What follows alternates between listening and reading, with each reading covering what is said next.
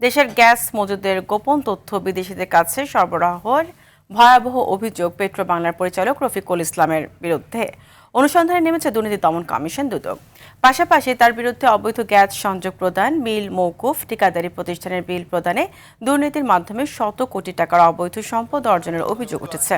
এদিকে প্রায় 2 কোটি টাকার রাজস্ব ফাঁকির অভিযোগে চট্টগ্রাম কাস্টমসের কর্মকর্তা সহ 9 জনের বিরুদ্ধে চার্জশিটের অনুমোদন দিয়েছে কমিশন। এছাড়া দুদকে এনবিআর এর সদস্য সহ বিভিন্ন পর্যায়ের 17 কর্মকর্তার সম্পদের তথ্য যাচাই বাছাই করছে সংস্থাটি। জনাব মোহাম্মদ রফিকুল ইসলাম, পরিচালক পেট্রোবাংলা, তার বিরুদ্ধে বিভিন্ন দুর্নীতি, অবৈধভাবে গ্যাস সংযোগ, পুনঃসংযোগ, গ্যাস বিল মওকুফ, নিয়োগ, পদোন্নতি ও ঠিকাদারের বিল প্রদান ও বিদেশিদের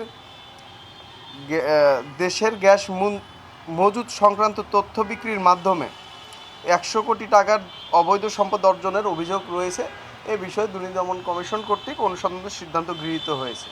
এটা মাত্র প্রাথমিক পর্যায়ে রয়েছে।